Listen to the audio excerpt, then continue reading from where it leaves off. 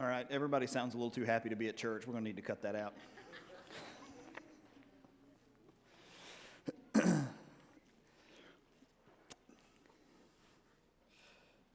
All right, Job chapter 1, we'll be picking up in verse 13.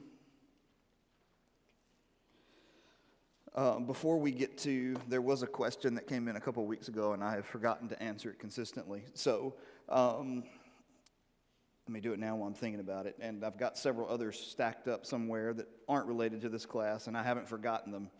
I just haven't exactly gotten to them yet either.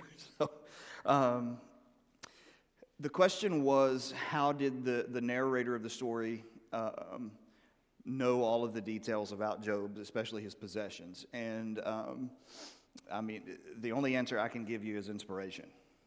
I mean, God, the same way he knew everything, the same way that look at all the conversations. How do you remember what they say? I mean, it's a lot of dialogue. I can't remember.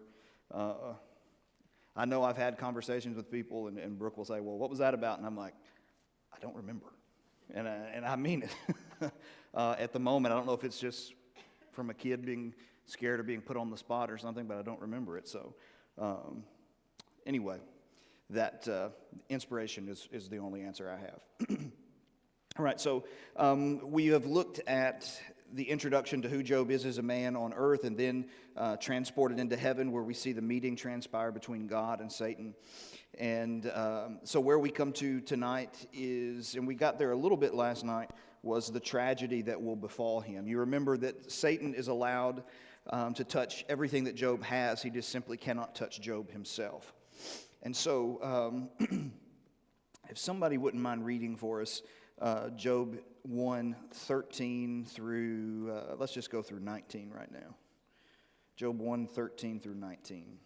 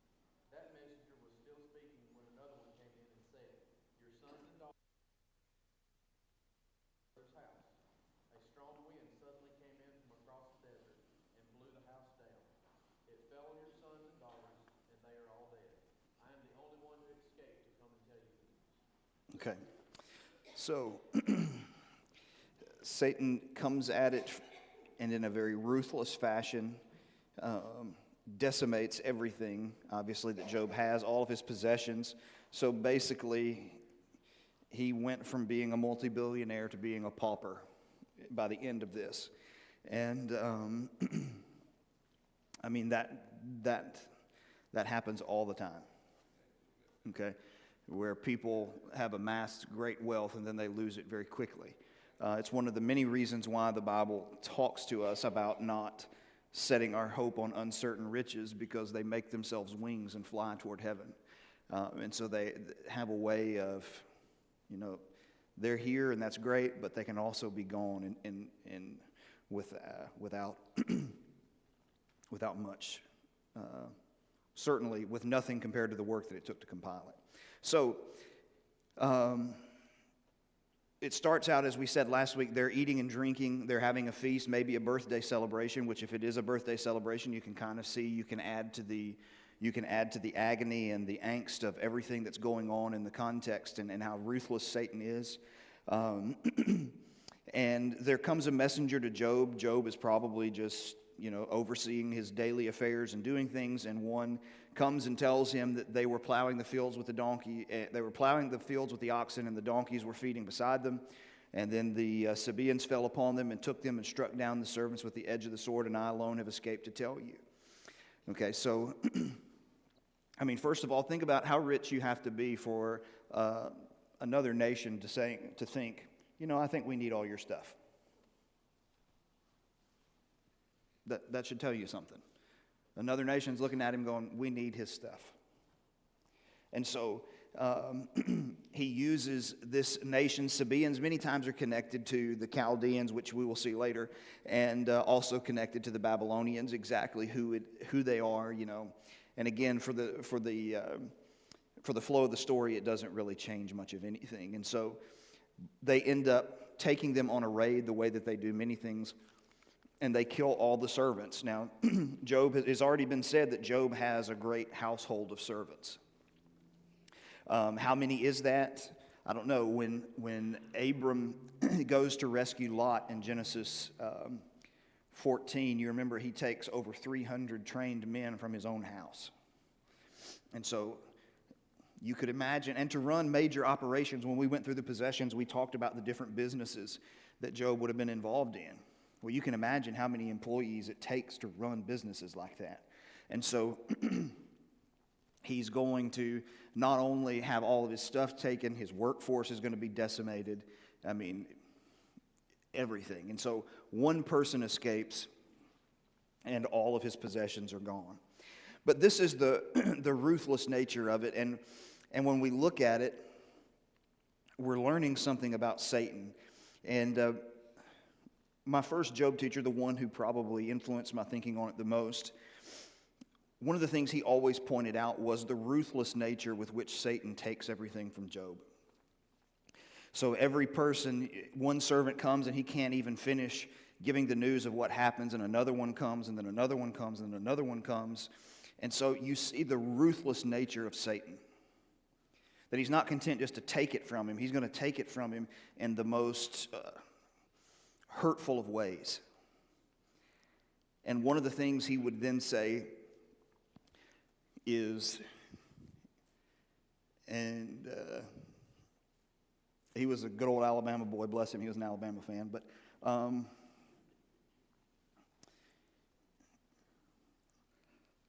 he'd say, boys, the problem is that's the being that most of us serve.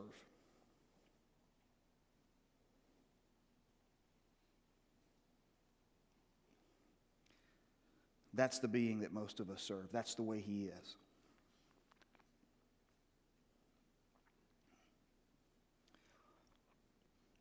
Because he can give us a good time every now and then. We follow him wholeheartedly, and we completely close our eyes to how ruthless and diabolical he is.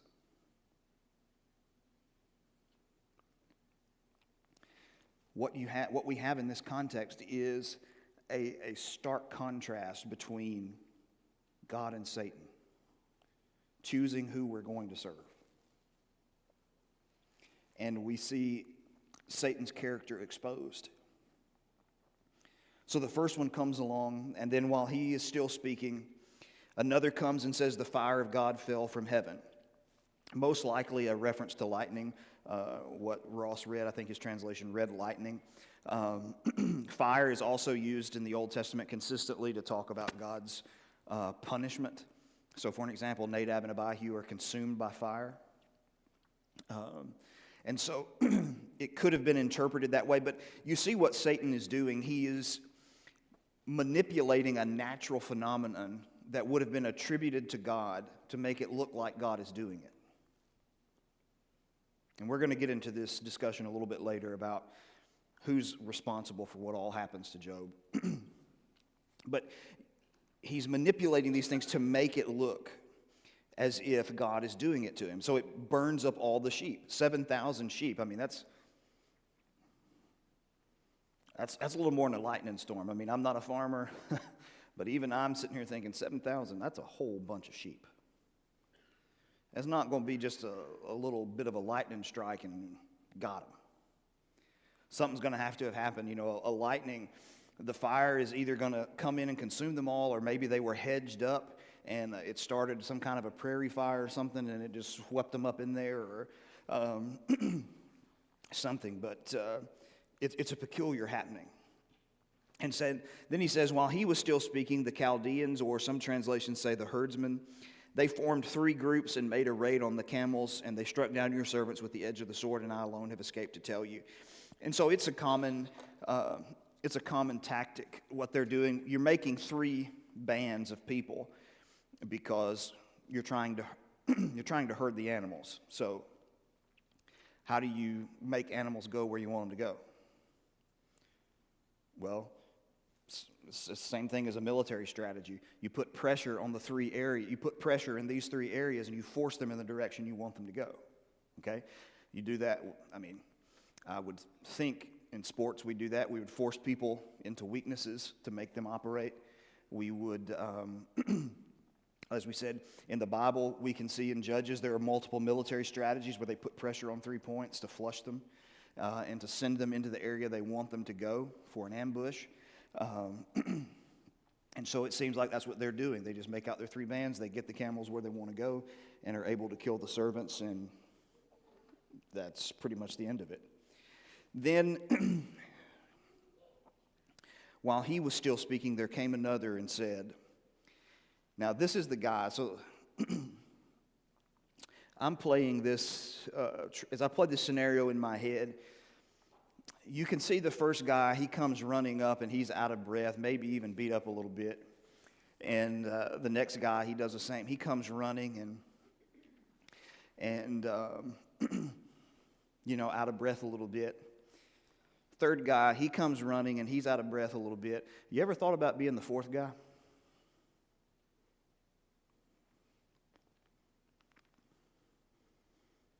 Because he's got to say something nobody won't say.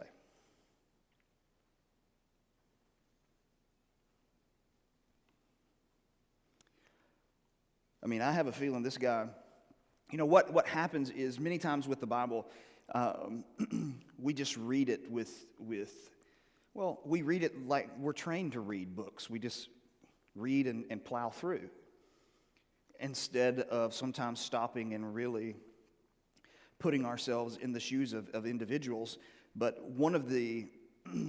there are many proven benefits to reading, one of which is it creates greater empathy within individuals because it allows you to see life through the eyes of a lot of different people. And so writing has a way of putting you into their shoes and to feel their emotions and to see their world, and so it expands your horizon to understand things. I got to be honest with you. I mean, just think about it. If I'm this guy and I've got to deliver the news, not just that children, one child is dead, but that all of them are dead.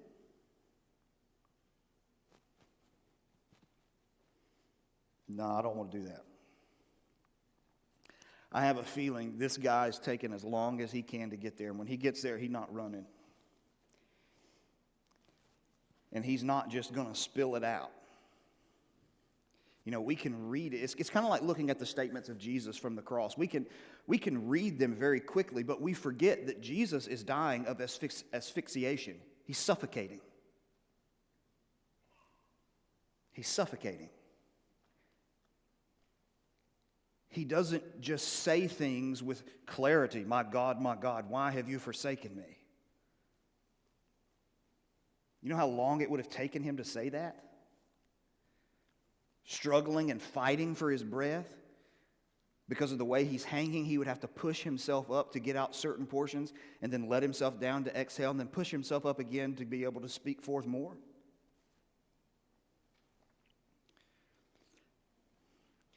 And I got a feeling this conversation didn't go just like this.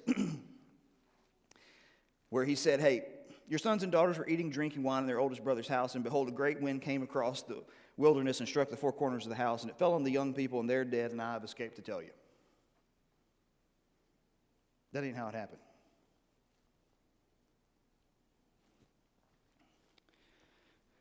So Job is in the process of living his nightmare.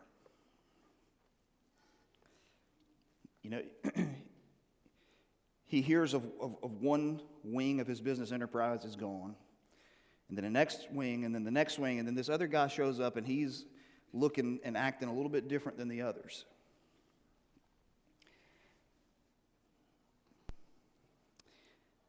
And then the first words out of his mouth, Job's heart is probably in his stomach, but at this point, when he hears these words, they're going to go to his feet.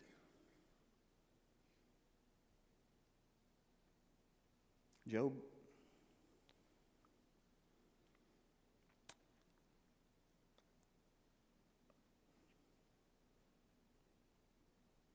your sons and your daughters.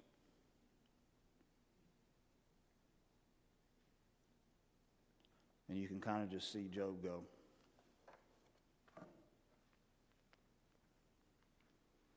yep.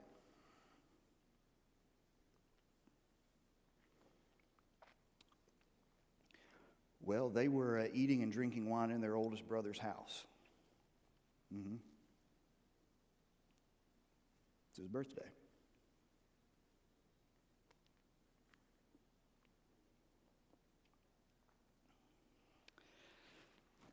There came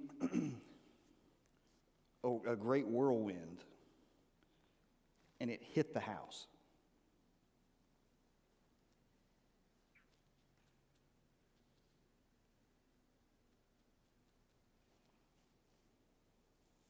And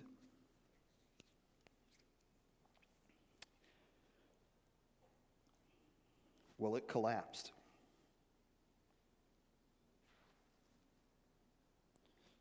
Job is panicking, obviously.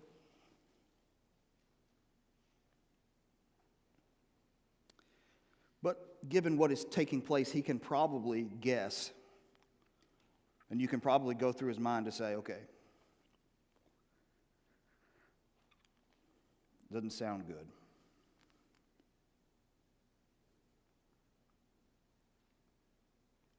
He may be thinking, kids are hurt, maybe lost one. But he's not ready for what's coming. Because nobody is.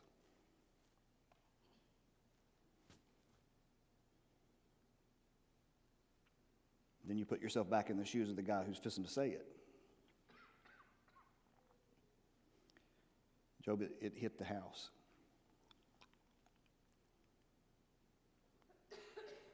And they're dead.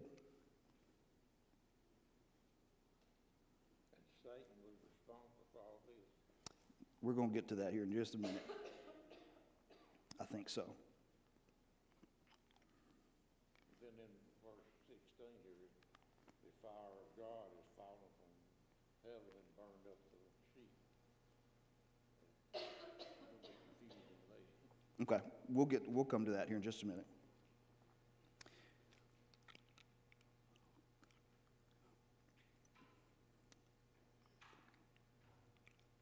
So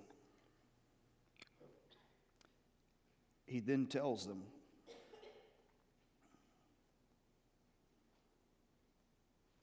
Job asks, which ones?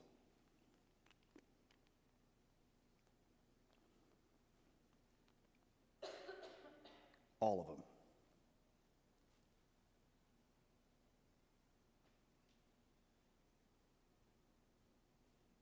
All of them?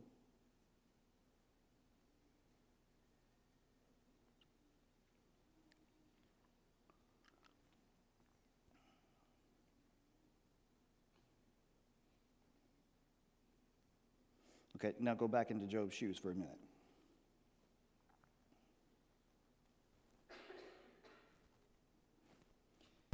He gets all this. Now, Job is hearing all this. Now, at some point, he's got to go tell his wife.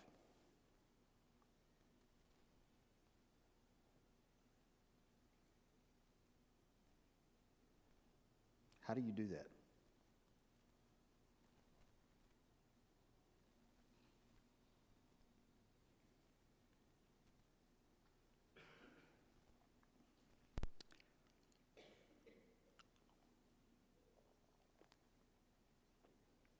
So,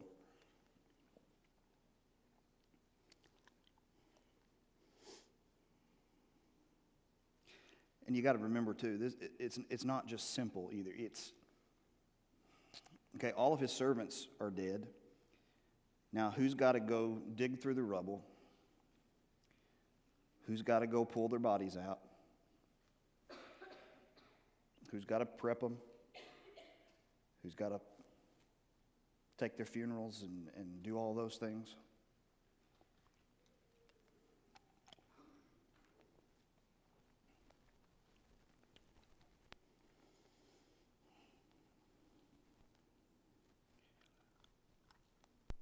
Then we see Job's response. It said, then Job arose. He may have been sitting when he heard it, or he may have simply fallen to his knees when he heard it, all of which would be understandable. He tore his robe. A couple of things going on probably. Number one being a sign of grief. Also, it's a robe that's worn by royalty, by people of wealth and high standing, and he is not that anymore. He just lost every bit of it. Shaves his head, which was something that was forbidden under the law of Moses. Okay, not to shave their head in mourning for the dead.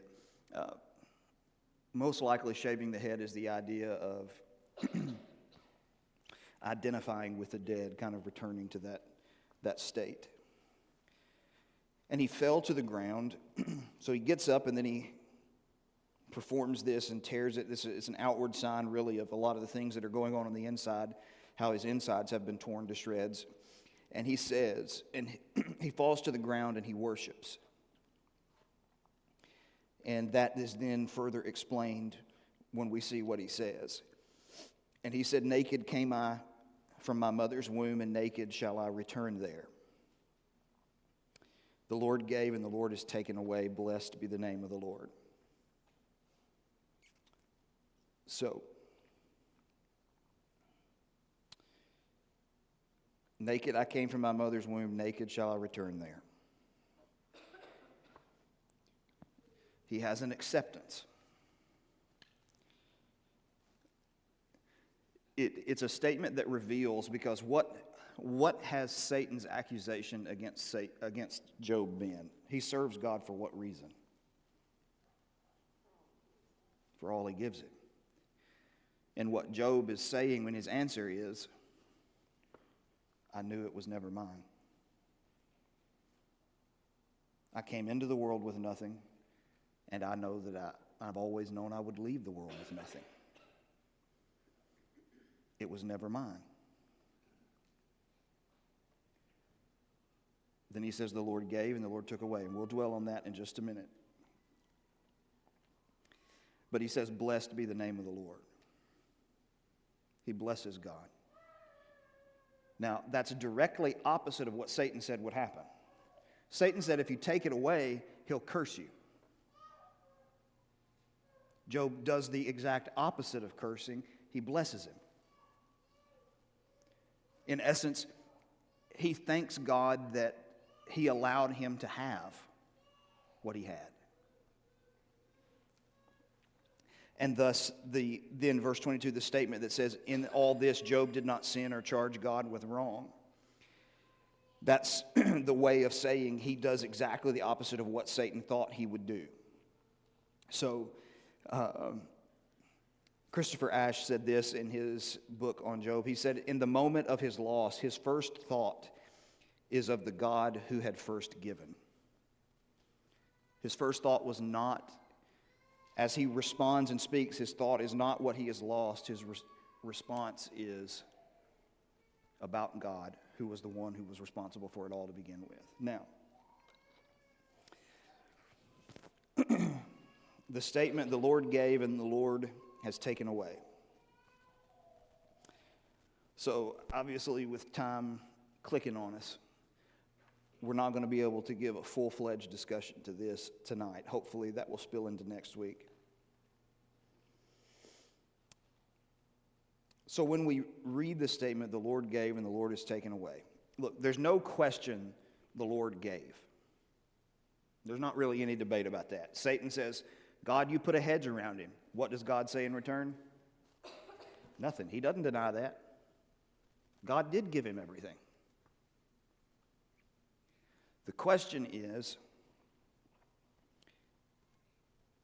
did God take it away?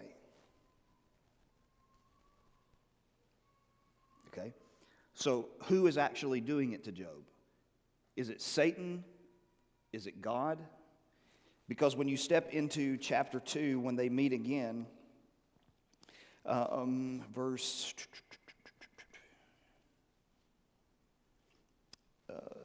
3, and the Lord said to Satan, have you considered my servant Job, that there is none like him on the earth, a blameless and upright man who fears God and turns away from evil? He still holds fast his integrity, although you incited me against him to destroy him without reason.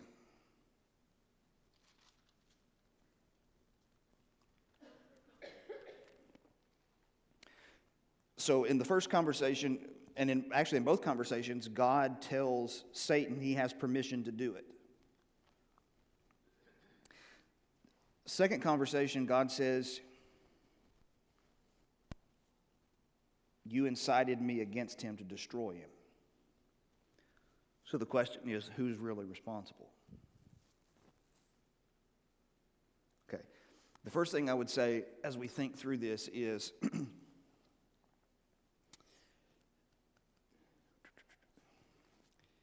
we have to keep in mind contextually what is going on, who is speaking, and what is their perspective, and what question are they thinking about as they speak. Now, Job, this is what the first thing we have to understand. Job makes the statement, the Lord gave, the Lord took away. What does Job not know? And this is the key to interpreting Job. You're going to see a lot of statements, and you're thinking, well, yeah, no, wait a minute. You got to really focus on who's speaking and what they know. What does Job not know?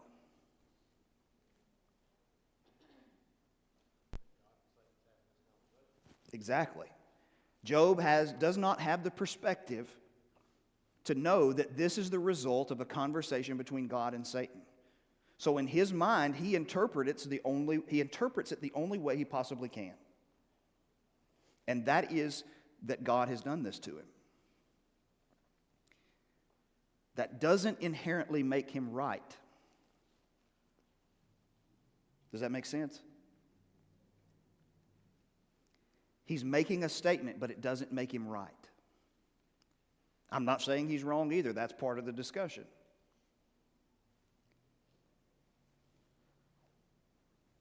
So the Lord gave and the Lord took away.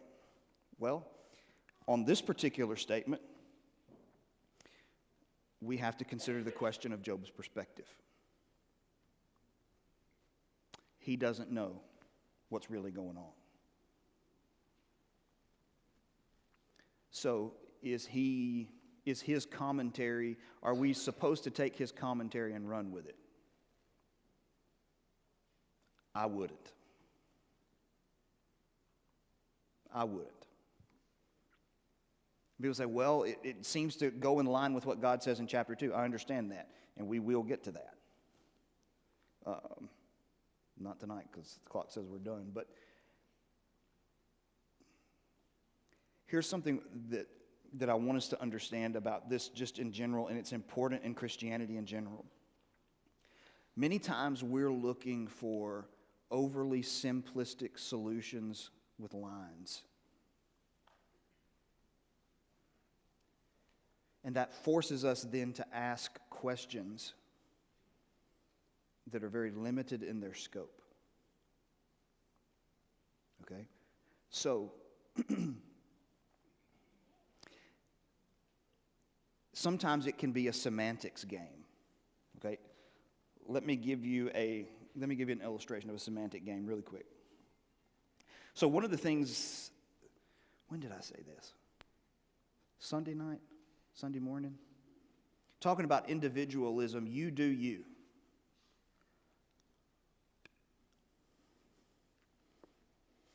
Now what's interesting is, I made a statement in a context.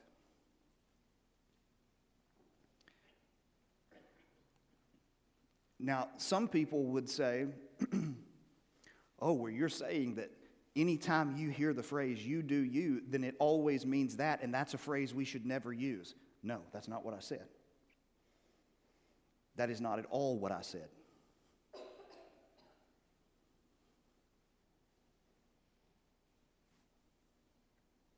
In the context of I'm going to choose my own way and cut other people out of my life, and it's going to be my way, yes. In that context, in that setting, you do you is wrong.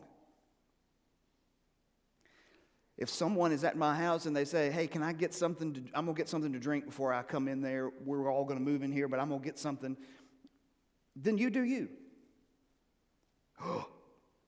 No, the context is different. Nuance.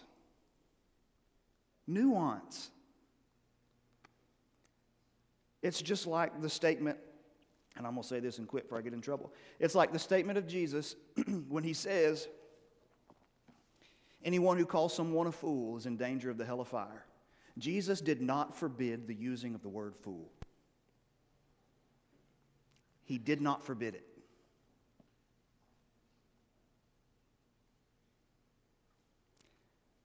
How do you know? Well, in 1 Corinthians 15, an inspired man said to a question, with what body are they raised? You fool.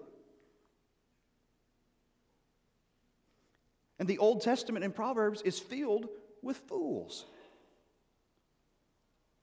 What he condemned was a heart that devalued and hated his brother, and fool was the expression that he used to display that. There's a difference between using fool as a term of hatred, and looking at something and going, that's foolish. So I have not answered that question yet, but we're getting there. So we'll pick up with that, and we'll have to move into the early parts of chapter 2 and spend some time there with God's words and then try and think through them.